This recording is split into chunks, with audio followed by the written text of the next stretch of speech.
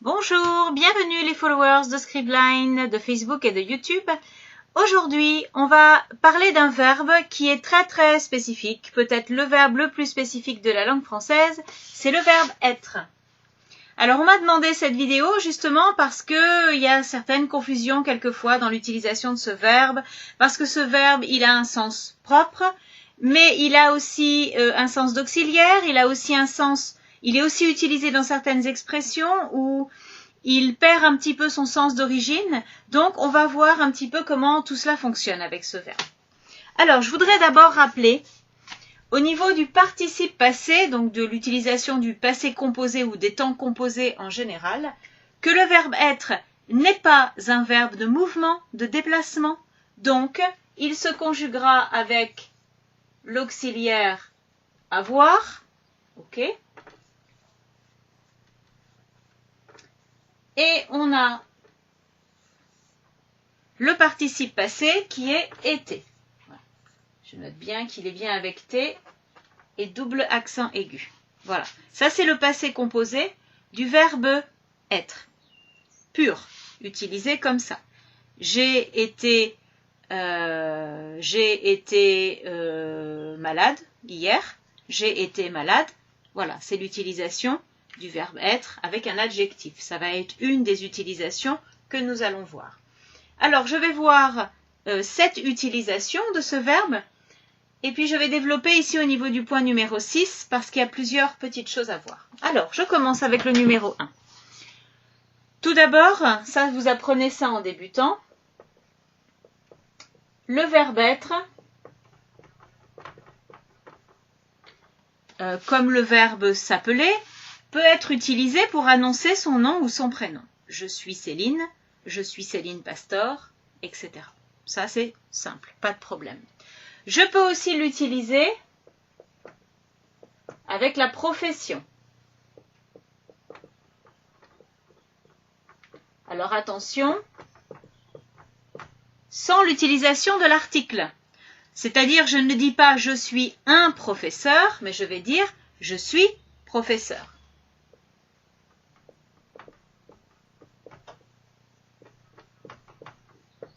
Voilà. Dans tous les cas, toutes les professions, ça va fonctionner comme ça. Ensuite, on a l'utilisation la plus fréquente, qui est que le verbe être est suivi d'un adjectif.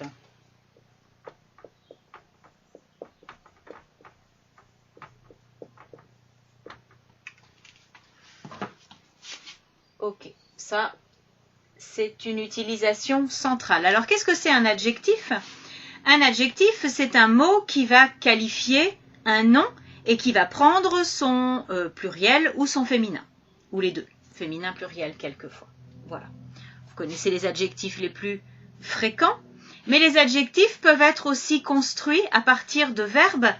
Ce sera un participe passé qu'on utilisera comme adjectif. On va voir ça au point numéro 6. Ici, pour ce point, pensez simplement aux adjectifs courants, de description, grand, petit, etc. Au point numéro 4, on va voir que être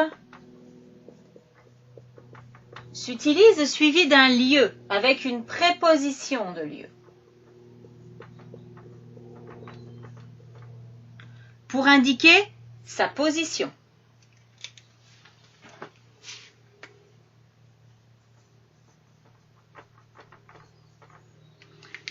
Et là, évidemment, comme d'habitude, la préposition utilisée ne sera pas dépendante du verbe être, mais dépendante du lieu. C'est-à-dire, ça dépendra du type de lieu. Je peux dire « je suis au cinéma » parce que c'est un lieu public.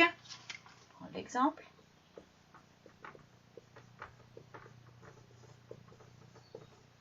Je suis dans ma chambre parce que c'est un lieu privé.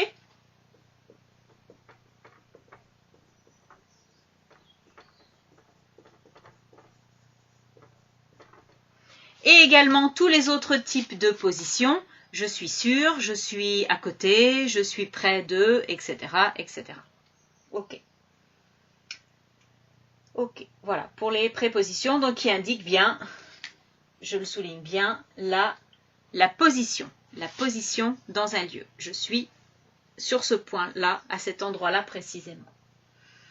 Le point numéro 5, alors c'est une utilisation un petit peu particulière. C'est l'utilisation de être avec l'adverbe bien.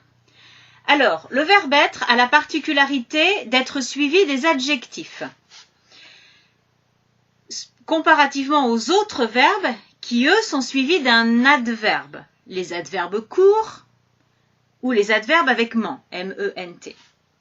On a un adverbe qui est un petit peu particulier, c'est l'adverbe bien. Pourquoi il est particulier? Parce qu'il peut suivre le verbe être. Il peut venir après le verbe être. Alors, pour deux utilisations principales, particulières, c'est l'idée de confort. Quand je dis que je suis bien dans une maison, je suis bien dans cette maison. Ou encore l'idée de qualité morale d'une personne. C'est-à-dire quand une personne dit, quand je dis d'une personne, qu'elle est bien, cette personne est bien. Ça veut dire que moralement, elle est très bien, elle est généreuse, elle est gentille, elle est respectueuse, etc. Voilà, ça signifie on parle uniquement de la moralité et non pas de la compétence, puisque pour indiquer la compétence, on aura tendance à utiliser l'adjectif bon. Quelqu'un est bon en mathématiques, est bon en langue française. Là, c'est la compétence. Bien, c'est la qualité morale. Ok. Ensuite, 6e point, c'est donc l'utilisation du verbe être plus le participe passé.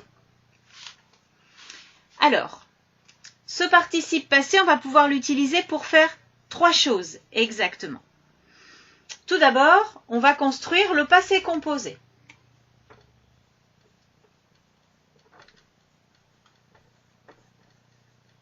Le passé composé, c'est un exemple, tous les temps composés. Plus que parfait, si vous les connaissez, plus que parfait, conditionnel passé, futur antérieur, etc. Ok. Et le passé composé, pas n'importe quel passé composé, avec les verbes de déplacement. Alors les verbes, moi je les appelle verbes de déplacement, d'autres les appellent verbes de mouvement, ce sont les 14-15 verbes que vous étudiez généralement, qui sont spécifiquement avec le verbe être au passé composé, comme aller, venir, partir, tomber, retourner, etc. Ok. La deuxième utilisation, c'est comme adjectif. Ça, c'est une chose qui est très importante à comprendre, c'est qu'un participe passé peut être un adjectif. Il n'indique pas toujours une action. Il indique une action que quand il s'agit d'un verbe de déplacement. Je suis parti à l'école, c'est une action. Mais avec d'autres verbes, d'autres participes passés, si je les fais suivre du verbe être, ce sera comme un adjectif. Ce sera le même rôle qu'un adjectif, c'est-à-dire qu'il indiquera un résultat. Par exemple, mon travail est fini. Si j'utilise le passé composé, je vais dire j'ai fini mon travail, c'est une action. Mon travail est fini, c'est un résultat qui est énoncé par fini, qui dans ce cas, suivi du verbe être, devient un adjectif. J'espère que ça c'est clair. Si ce n'est pas tout à fait clair, vous me le dites en commentaire, je referai une vidéo très spécifique sur ce point-là. Le 3e point, c'est l'utilisation du passif, c'est-à-dire quand le sujet du verbe n'est pas celui qui fait l'action, mais celui qui reçoit l'action. Par exemple typique, la souris est mangée par le chat. Et dans ce cas, je vais donc utiliser le verbe être et le participe passé. Et alors ici, c'est le temps du verbe être qui va donner le temps de la phrase. Ici, cette phrase est au présent, parce que le verbe être est présent. La souris est maintenant mangée par le chat. Si je veux modifier le temps, je dois conjuguer le verbe être, uniquement le verbe être, dans un autre temps, au passé composé par exemple. La souris a été mangée par le chat. C'est uniquement le verbe être que je vais modifier. Le participe passé va rester stable. J'espère que ça va. La même chose, si vous avez des doutes, vous me mettez en commentaire et je réexplique. 7e et dernier point, ce sont les expressions que je vais utiliser avec en particulier la préposition en, que je ferai suivre d'un nom généralement. Par exemple, être en vacances.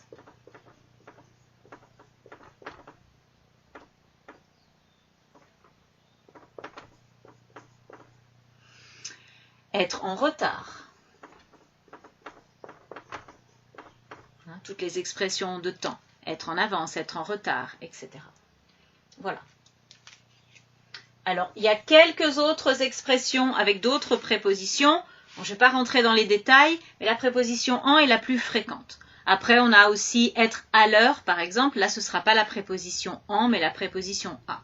Mais là, ce sont des cas un petit peu plus spécifiques. Voilà, ici, j'essaye de généraliser un petit peu.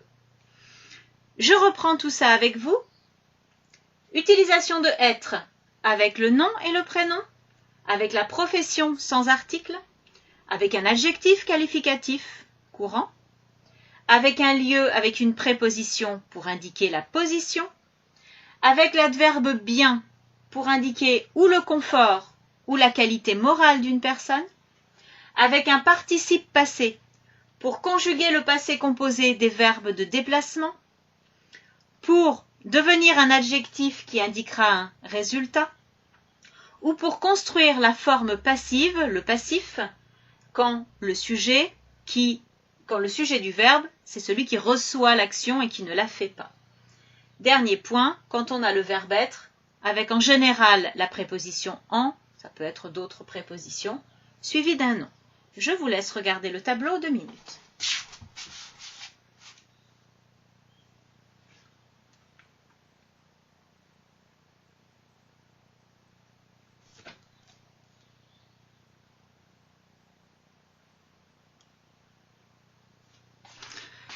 Voilà, cette vidéo donc sur le verbe être est terminée. J'espère qu'elle vous aura été utile parce que c'est vraiment une utilisation. Si vous ne comprenez pas toutes ces utilisations, après vous allez traîner ça jusqu'à un niveau très avancé et ça va vous bloquer pour comprendre certaines choses. Donc c'est vraiment une leçon qui pour moi me semble vraiment basique, mais on peut également la faire ou la regarder à un niveau plus avancé pour vraiment se remettre en tête les particularités de ce verbe.